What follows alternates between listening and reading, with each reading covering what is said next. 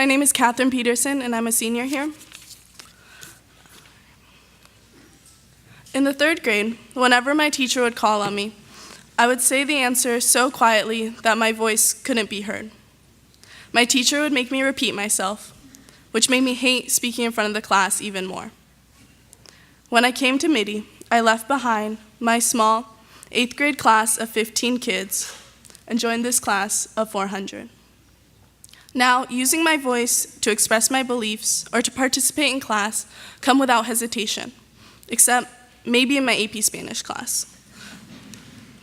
A friend told me earlier this year that he never wanted to join the Mitty Advocacy Project because the only image he had of the program was of upperclassmen in suits traveling to Washington, D.C. and Sacramento. I think that while Mitty is entirely welcoming, there's a lot that can be intimidating. Whether it's performing arts or sports, we have all been freshmen trying out or auditioning, hoping that we would make the cut. One of the first Mitty shirts I ever received had the Brandy Chastain quote, "Look around, greatness is right next to you." That message is inspiring because it makes us realize that we are joining a community much larger than ourselves. But it can also be intimidating. Because we only hear about the success of those who came before us, rarely do we know their stumbles. But here at Mitty, when you are open to falling and then learning, you will succeed with the amount of support that is provided. And gradually, but far too quickly, you too will become one of the upperclassmen in suits that may have once looked so intimidating.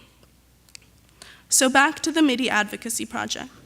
In November, MAP went to DC and advocated on behalf of 4 issues: criminal justice, human trafficking, immigration, and environmental reform.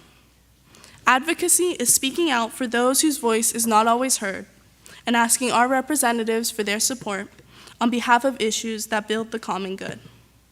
We schedule meetings with either a staffer or the actual representative and discuss with them the issues we want them to support. Our very first meeting in DC this year was with Congressman Ro Khanna, whose district spans from Fremont to Cupertino to parts of San Jose. I had interned for his Santa Clara office, and I was facilitating the meeting, so I felt a lot of pressure going in. On top of that, I drank too much coffee to make up for staying up the night before prepping, and everyone was a little nervous because it was our first federal meeting. But the conversations flowed easily, and everyone was able to talk knowledgeably on behalf of their issue. As we were walking out, the staffer told Ms. Walker and Deacon Herrera that he was scared we were going to ask him a question that he couldn't answer. I was so proud of our team because I knew the amount of work and preparation that went into that meeting. No one is naturally great at researching or advocating on behalf of legislation. It took us multiple trips to Sacramento and hours of preparation. The greatness at Mitty is taught, and as long as you are willing to take risks, you will grow and learn in new ways. Now, I talked about being scared to get involved and use my voice. It is much easier to use your voice when you have a purpose, which is something MAP has taught me. Oftentimes, people our age don't think their voice matters. There is a genuine disconnect between youth and our elected representatives. After attending multiple town halls and city council meetings, I've experienced being the youngest by at least 15 years in many rooms. Voter turnout has always been lower for millennials, and many government positions require seniority and experience, which causes most of our representatives to be even further disconnected from youth. However, I've seen through our meetings that these representatives and aides want to know what is important to younger generations. We have unique perspectives and experiences that are critically important to the conversations happening right now, such as the repeal of DACA. If we don't speak out against flaws in current legislation, our generation will be the one left with the consequences years from now. When we look for justice, it is easy to be discouraged by the plentiful injustice in the world. Many times, it feels that justice only appears as a response to injustice. The parable of the persistent widow teaches us that in the face of injustice, as long as we remain faith-filled, God will bring about justice. The widow had no economic power, and no political voice, yet she stands up to a man with legal authority. Nevertheless, she persisted. When I struggle with my faith, one of the first questions I ask is, where is God during times of suffering? I've come to realize that suffering is complex and many times beyond my comprehension, but that God wants justice. The miracle of God is not that he can work in a perfect world, but rather he can work justice into a world of corruption and hurt. On our end, when we find ourselves as the widow facing injustice, what do we do? How do we continue? I think that we too must persistently work for justice and believe in hope. When the widow first realized the injustice in her world, she spoke up. When she encountered the judge whose mind was already made up, she spoke up. When her hope was dwindling but her faith was strong, she spoke up. We must use our voice as a response to injustice, following the widow's example. When I talk about cultivating and using your voice, this argument goes beyond social and political injustices. With everything you do at Mitty, you find a voice. Through every sport, club, activity, and performance, you learn more about yourself and use your voice. Through the hours you spend on your extracurriculars and the friendships you make, you'll find your passions. A passion of mine that I've been able to address through MAP is immigration.